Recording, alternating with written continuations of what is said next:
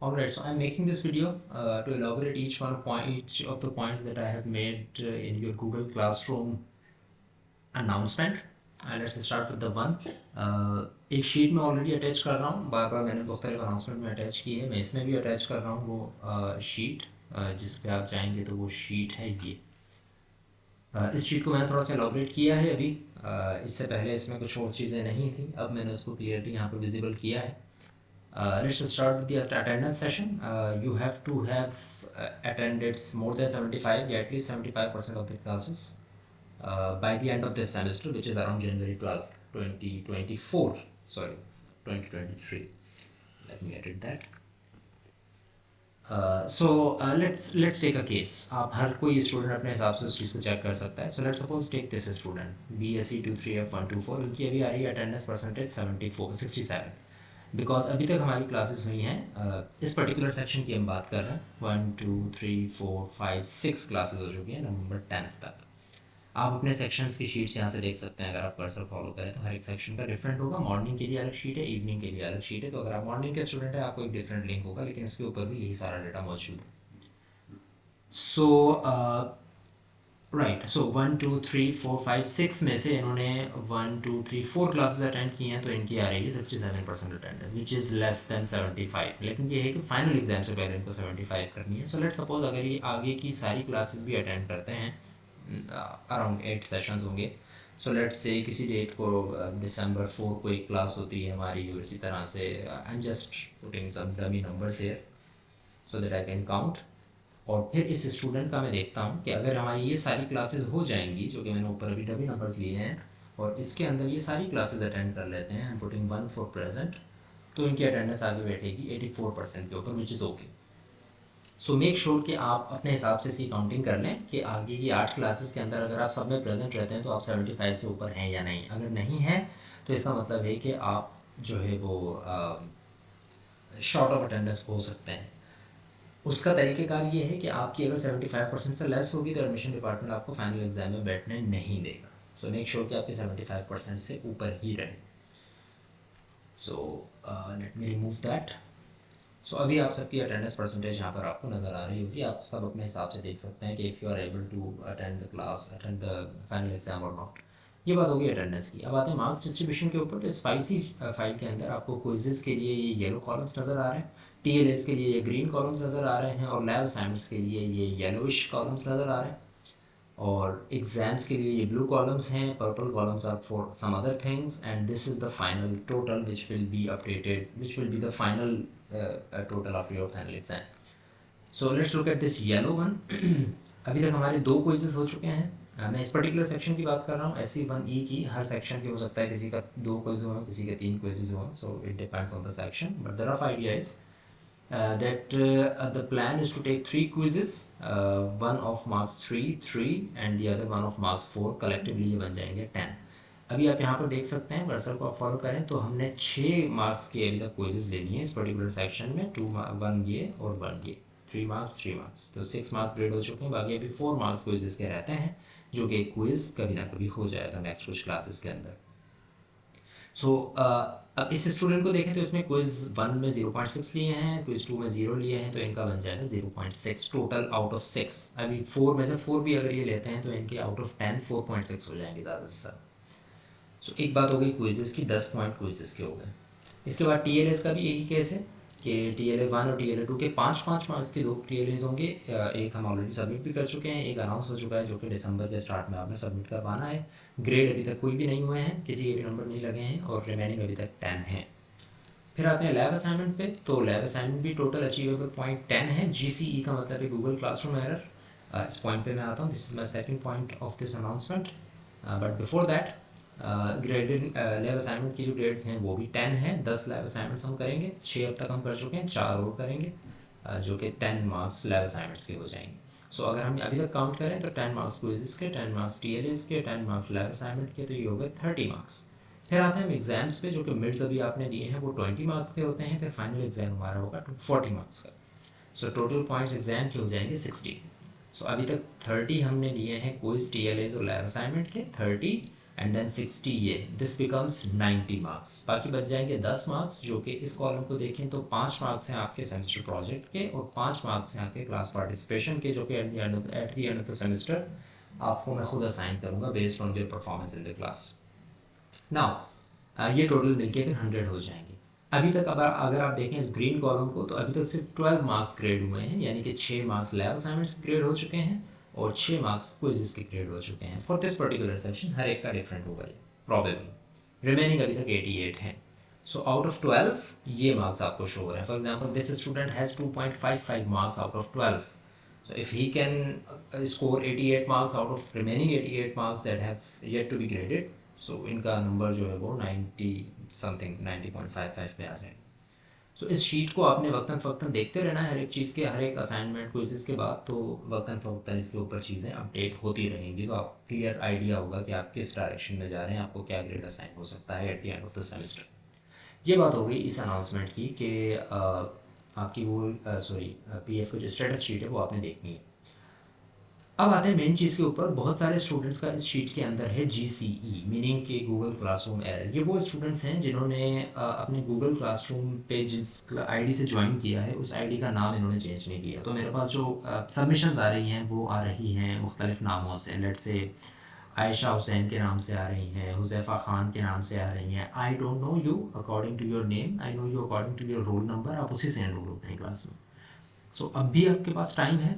जिन students का GCE आ रहा है वो अब भी इस चीज़ को रेक्टिफाई कर सकते हैं कि अपने उस अकाउंट पर जाएं जिससे आपने सबमिशन करवाई है, और वहाँ पर जाकर अपना गूगल अकाउंट का नाम चेंज कर रखते हैं इस तरह, जैसे कि ये है CSC-23F-123, जो भी आपका रोल नंबर है। फॉर एग्जांपल आपका रोल नंबर है BSc से स्टार्ट हो रहा है तो BSc-23S- whatever your roll number is, 3 digit में। तो ये आपने लाजमी लिखना है। फिर इसके बाद स्पेस दे के अपना नाम लिखते हैं तो और भी ज़्यादा अच्छा है। Otherwise roll number is the main thing जो कि आपने लाजमी लिखना है। अब भी आप कर सकते हैं by the end of the next week आप ये कर दें ताकि आपके मार्क्स अपडेट हो जाएं। अदरवाइज़ फिर अगर देर हो गई तो फिर आई विल नॉट एक्सेप्ट कि आपने इतनी देर से नाम चेंज किया और फिर हमने उसके मार्क्स इनरोल कर दो। सो ये बात होगी सेकंड जो हमारा पॉइंट है यहाँ पे। थर्ड में आते हैं कि failing to correct your roll number result in course failure ultimately is none of your assignment will be reachable to me. So because आप नाम चेंज नहीं करेंगे तो आपकी कोई भी असाइनमेंट मुझ तक नहीं पहुँचेगी। आपने सबमिट करवाई होगी but I will not know कि ये किस स्टूडेंट की है, बिकॉज नेम तो हो सकता है, हर किसी का सेम हो सकता है। फॉर एग्जाम्पल आई हैव 2 हुज़ैफ़ास, सो 2 हुज़ैफ़ा ने अगर सबमिट करवा दिया, आई डोंट नो आपकी कौन सी है और दूसरे हुज़ैफ़ा की कौन सी है। So you have to mention your roll number right, otherwise आपकी असाइनमेंट्स नेगलेक्ट हो जाएंगी और जो GCE नज़र आ रहा है it will be converted into 0 obviously. Next is also make sure that you are enrolled on CMS। ये जो 3 पॉइंट्स हैं ये बड़े इंपॉर्टेंट हैं। CMS इज़ अ प्लेटफॉर्म जिसके ऊपर आपकी एक्चुअल एनरोलमेंट होती है। Google classroom is a platform जो कि सिर्फ मैं यूज़ कर रहा हूँ, आई थिंक शायद कोई और टीचर यूज़ कर रहा हूँ, बट मैं यूज़ कर रहा हूँ for your assignment submissions and other announcements like that. लेकिन CMS इज़ द प्लेटफॉर्म जिसके ऊपर यूनिवर्सिटी आपको कोर्स में इनरोल करेगी और जिसके ऊपर आपका रिजल्ट अपलोड होगा अल्टीमेटली। सो मेक श्योर कि CMS के ऊपर आप मेरे कोर्स के अंदर जिस सेक्शन में आप बैठ रहे हैं उसी सेक्शन के अंदर इनरोल्ड हों। ये इनरोलमेंट कैसे होती है सीनियर्स को तो पता है कि उसका तरीक़ेकार क्या है, वो भी कंफर्म कर लें कि वो इनरोल्ड हों अगर कोई रिपीट कर रहा है तो। जो फ्रेश स्टूडेंट्स हैं आई थिंक उन तक भी अब तक ये इन्फॉर्मेशन पहुंच जानी चाहिए किस तरह से इनरोल किया जाता है। अगर अब तक नहीं पहुंची है तो आप एडमिशन डिपार्टमेंट में जाएंगे, उनको बताएंगे कि आपकी इनरोलमेंट नहीं हुई है। आपको कैसे पता लगेगा कि इनरोलमेंट हुई है या नहीं? आप CMS पर जाएं, लॉगिन करें। CMS कहाँ होता है? Let me show you. CMS is SMIU की वेबसाइट पर आप जाएंगे तो यहाँ पर CMS का ऑप्शन है, यहाँ पर 2-3 लिंक्स हैं, आप कहीं पर भी क्लिक करें जो ओपन हो जाए और वहाँ पर जाकर आप अपना यूज़र नेम और ID लिखेंगे, ID और पासवर्ड।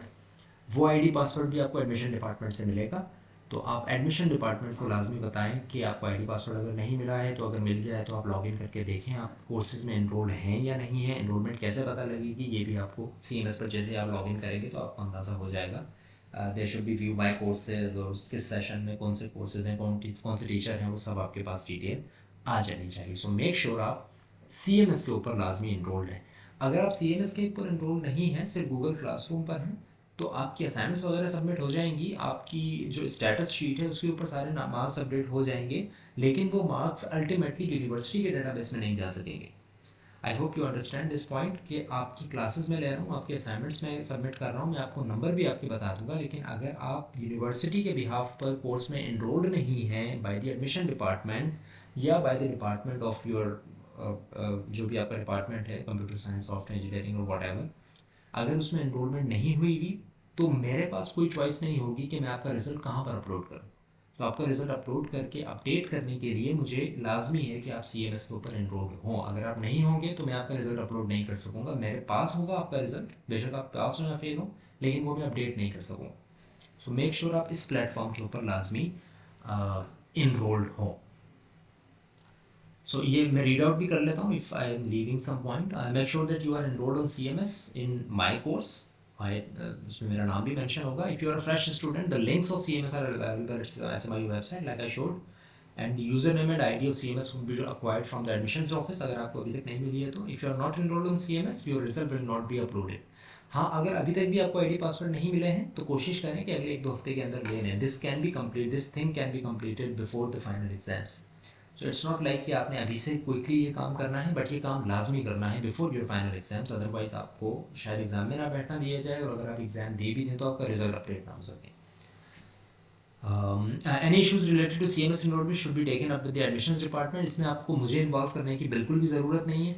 आप कोई भी मुझे ईमेल नहीं करेंगे, कोई मेरे पास एप्लीकेशन नहीं लाएंगे, आपको डायरेक्टली एडमिशंस डिपार्टमेंट या फिर IT टावर में फ्रंट डेस्क जो है वहाँ पर आपने मालूम करना है कि किस तरह एनरोलमेंट होगी और आपकी अभी तक क्यों नहीं हुई। अगर नहीं हुई तो आप मुझे इसमें कोई भी अक्वायर नहीं अप्रोच नहीं करेंगे, क्योंकि ये मेरी अथॉरिटी में नहीं है कि मैं आपको इनरोल करूँ। So you should not email me about any kind of CMS related issues.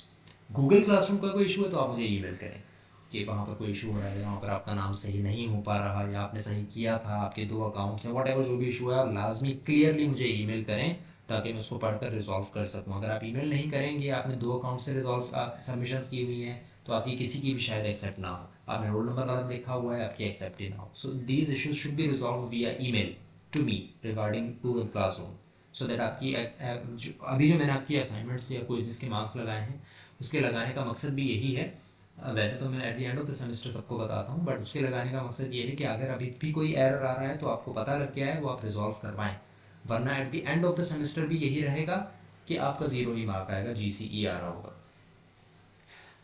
Moving on to the next assignment, next announcement, a semester project will be submitted. Her semester में एक semester project होता है हर course का, PF का भी एक semester project होगा, जिसकी डिटेल्स हम क्लास में भी काफ़ी डिस्कस करेंगे। अगर कोई क्वेश्चन है तो आप क्लास में भी लेकर आ सकते हैं नेक्स्ट वीक की क्लासेस के अंदर।